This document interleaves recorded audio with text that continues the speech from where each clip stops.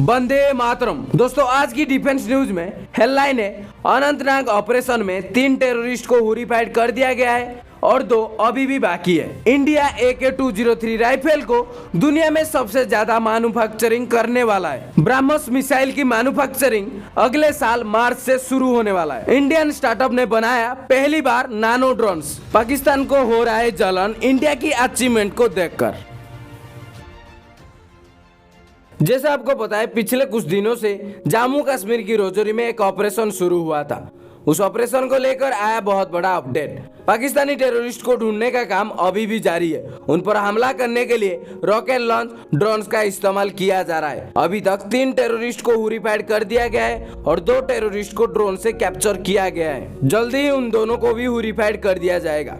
उसके अलावा और एक ऑपरेशन हुआ है उरी में, जो कि Indian army, Jammu Kashmir police और इंटेलिजेंस एजेंसी का एक जॉइंट ऑपरेशन था। और इस ऑपरेशन के दौरान उरी सेक्टर में पाकिस्तानी टेररिस्ट को घुसने से नाकाम कर दिया गया है। और इस ऑपरेशन में 3 टेररिस्ट को हुरिफाइड कर दिया गया है। और इन 3 मारे गए टेररिस्ट है 2 AK rifle, 1 pistol, hand grenade, Indian currency, Pakistani currency note भी रिकवर किया गया है। और इस ऑपरेशन को लेकर इंडियन आर्मी ने बोले कि 2 टेररिस्ट की बॉडी को रिकवर किया गया। जब तीसरा टेररिस्ट की बॉडी को रिकवर कर रहे थे तब पाकिस्तानी आर्मी से गोली बारिश हुई थी। यानी पाकिस्तानी आर्मी के द्वारा भारतीय सेना की एंटी इन्फिल्ट्रेशन को रोका जा रहा है। टेररिस्ट को पाकिस्तान आर्मी कवर कर रहे हैं।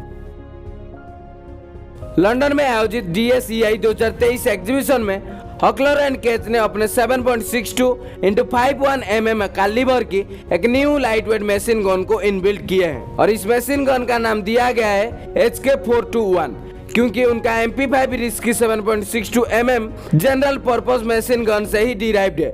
और ये एक बेल्ट फायर्ड मशीन गन है। इसका वेट केवल 8.5 किलोग्राम है, मतलब इसका वेट MP5 से 3 किलोग्राम कम है। और इनका लेंथ को लेकर अलग अलग ऑप्शंस है। उसके साथ और एक अपडेट है, कई सारे अफ्रीकन और साउथ ईस्ट कंट्री ने भारत में मैन्युफैक्चरिंग हो रही AK-203 राइफल को खरीदने में इंटरेस्ट दिखाई है। Project director major general SK Singh की तरफ से बताया गया है, दिसंबर 2023 के अंत तक AK-203 राइफल की टोटल 70,000 भारत में उत्पादन किया जाएगा।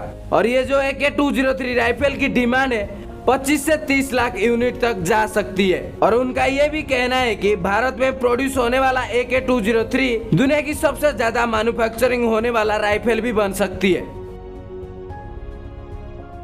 दूसरों की गलती को देखकर हम खुद को इम्प्रूवमेंट करना चाहते हैं। ऐसे ही रशिया यूक्रेन वार को देखकर इंडियन मिलिट्री अब long range fire power capacity को और इम्प्रूवमेंट करने के लिए कोशिश कर रहा है। और इंडियन आर्मी की जो एंटिलरी है उनकी काफी एम्बिशियस डेवलपमेंट पर काम चल रहा है।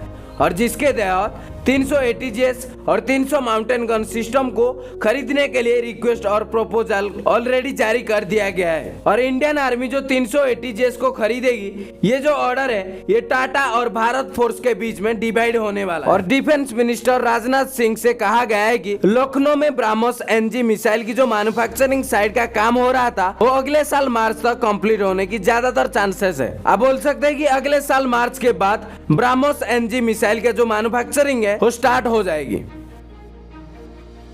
भारत में एक नया ड्रोन स्टार्टअप जिसका नाम है idea research and development private limited. और ये कंपनी की को-फाउंडर ने बताया कि करीब 2 साल पहले एस्टेब्लिश ड्रोन स्टार्टअप ने नानो ड्रोन्स की 3 अलग अलग वेरिएंट को इंट्रोड्यूस किए हैं। और इनका जो नानो ड्रोन्स है ये अलग अलग counter terrorism operation, anti insurgency operation में हमारे इंडियन सिक्योरिटी फोर्सेस को बहुत मात्रा से हेल्प कर रहे हैं। और आइडिया रिसर्च एंड डेवलपमेंट की 3 खास नानो ड्रोन्स की वेरिएंट्स है।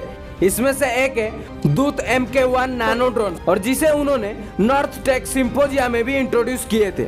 इसका वेट 200 ग्राम है और ये 30 मिनट तक इंड्योरेंस टाइम के साथ आता है। और ये बहुत ही कम आवाज में जाता है, मतलब ना कि बराबर साउंड है। 80 km/h स्पीड को अचीव कर सकता है। और ये दूत MK1 में आर्टिफिशियल इंटेलिजेंस को इम्प्लीमेंट किया गया है, जो 80 अलग अलग ऑब्जेक्ट को आइडेंटिफाई करने में मदद करता है। और ये नानो ड्रोन्स की जो कॉस्ट है ये 5 लाख से 6 लाख के अंदर आता है। और ये ड्रोन्स को सभी लोकेशन को देखकर बनाया गया है, किसी भी लोकेशन में ये एक्टिवेट हो सकता है। पाकिस्तान के पूर्व प्रधानमंत्री नवाज शरीफ ने कुछ इस तरह की बोले अपने एक मीटिंग में, भारत चांद पर पहुंच गया, G20 समिट को अच्छे तरह से होस्ट कर लिया, लेकिन हमारे पाकिस्तान भीख मांग रहा है दूसरे देश को फंड्स के लिए। दरअसल पाकिस्तान की पूर्व प्रधानमंत्री ने अपने पार्टी बैठक में कहा कि इंडिया आगे बढ़ते जा रहा है, लेकिन हम खाने के लिए लड़ रहे हैं, फंड्स के लिए दूसरे देश को भीख मांग रहे हैं। आज पाकिस्तान के प्रधानमंत्री फंड्स के लिए दूसरे देश जा रहे हैं, जबकि भारत चांद पर कदम रख रहा है और G20 होस्ट कर रहा है। क्यों पाकिस्तान इंडिया जैसे अचीव नहीं कर पा रहा है? कौन है इसका जिम्मेदार? तो ये सब बात पाकिस्तान की पूर्व प्रधानमंत्री ने एक बैठक में क्वेश्चन किए हैं। तो ये था आज की वीडियो की डिफेंस न्यूज। ऐसे और भी अपडेट जानने के लिए हमारे चैनल को सब्सक्राइब करें और अपने दोस्तों के साथ शेयर करें और जानते हैं इंडिया की पहचान।